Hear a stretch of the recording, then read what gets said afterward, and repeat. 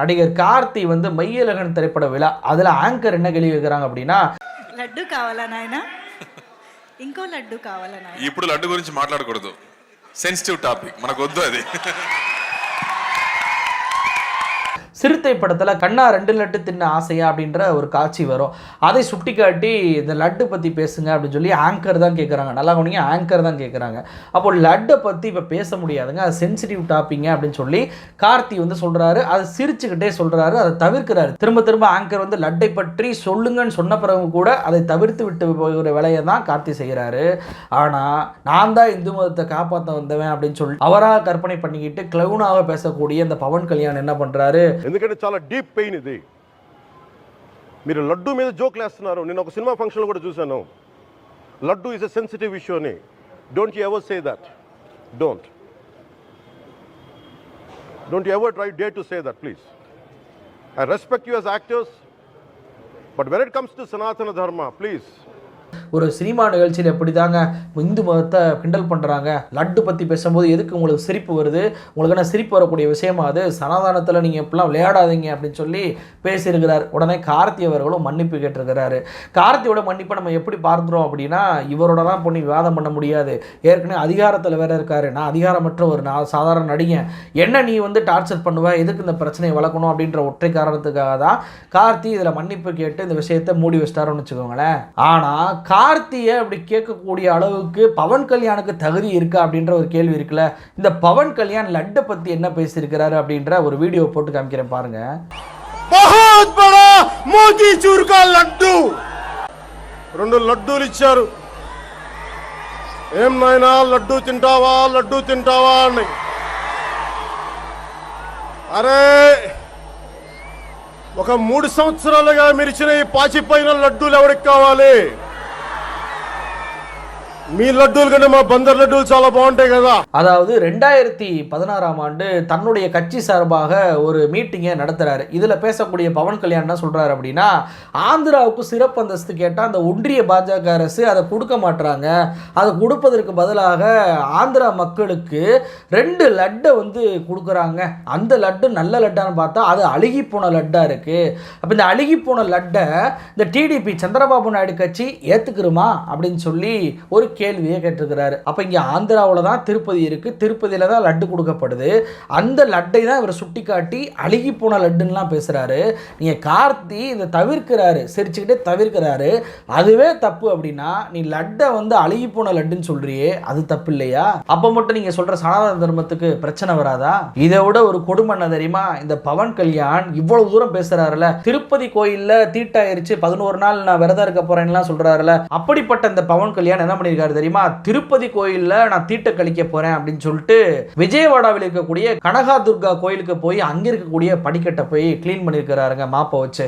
உடனே அங்க இருக்கக்கூடிய ஆந்திரா நெட்டிசன்கள் என்ன கேட்கறாங்க அப்படின்னா, திருப்பதி கோயிலுக்கு போனீங்கன்னா அங்கே படிக்கட்டு என்பது அதிகமாக இருக்கும், அதுவே விஜயவாடா கோயிலுக்கு போனீங்கன்னா அங்கே படிப்பட்டு கம்மியாக இருக்கும், அதனால தான் இந்த பவன் கல்யாண் அதை தேர்ந்தெடுத்து அங்கே போயிருக்காரு அப்படின்னு சொல்ல, இன்னொரு நெட்டிசன் என்ன சொல்கிறாரு அப்படின்னா, அதெல்லாம் இல்லைங்க, அவர் விஜயவாடாவுக்கு சினிமா ஷூட்டிங்காக போயிருக்கிறாரு. என்ன படம் அப்படின்னா ஹரிஹர வீர மல்லு அப்படின்ற படத்துக்கு ஷூட்டிங்காக போயிருக்காரு.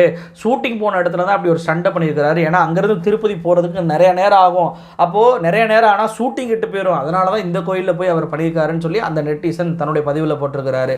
நான் என்ன கேட்குறேன் அப்படின்னா, சனாதன தர்மம்னு பெருமையாக சொல்கிறீங்களே, அந்த சனாதன தர்மத்துக்கு திருப்பதி வரைக்கும் போகிறதுக்கு நேரம் கூட உங்களால் ஒதுக்க முடியலையா?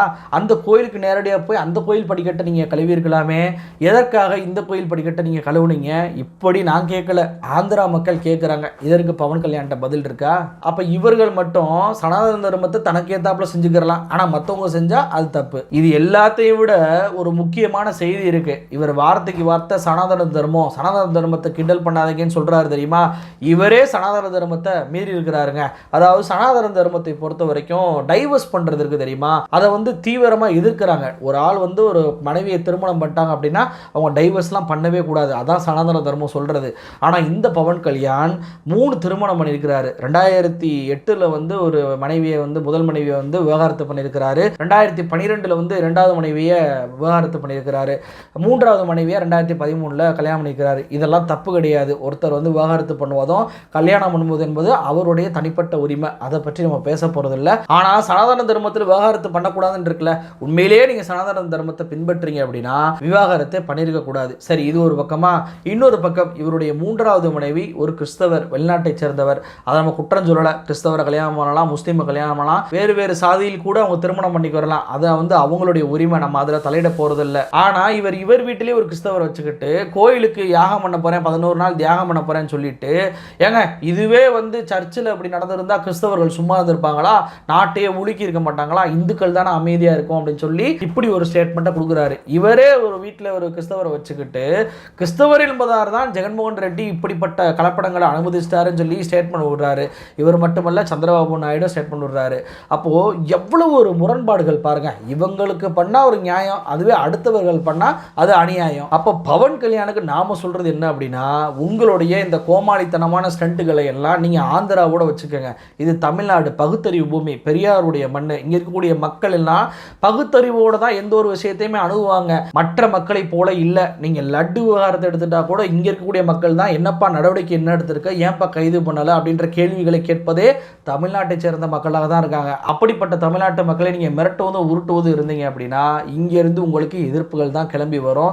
அதை உங்களால் தடுக்கவே முடியாது. அப்போ இங்கே பரிதாபங்கள் சேனலுடைய கோபி சுதாகரா இருக்கட்டும், நடிகர் கார்த்தியா இருக்கட்டும், இந்த சம்பவங்களை எல்லாம் இவங்க ஏன் இவ்வளவு பெரிய பிரச்சனையாக மாற்றுறாங்க அப்படின்னா, இந்த லட்டு விவகாரத்தில் கலப்படம் பண்ணியிருக்குன்றத மக்கள் நம்பணும். நம்ம நம்பிட்டா தான் இது போன்ற கலவர சூழலை அவங்களை ஏற்படுத்த முடியும். நீங்கள் எதிர்த்து என்னப்பா லட்டு விவகாரத்தில் கைது பண்ணலை, அரெஸ்ட் பண்ணலை, எந்த நடவடிக்கை எடுக்கலன்றத கேள்விகள்லாம் கேட்டுவிடக்கூடாது என்பதற்காக தான் இப்படிப்பட்ட விஷயத்தில் நம்மளை வந்து திசை திருப்பி இவர்களை வந்து ஒடுக்குவதும் மிரட்டுவதுமான வேலையை இந்த பாஜகவும் பாஜகவுடைய கூட்டணி கட்சிகளும் செய்கிறாங்க அப்படின்றதான் யதார்த்த உண்மை. நன்றி.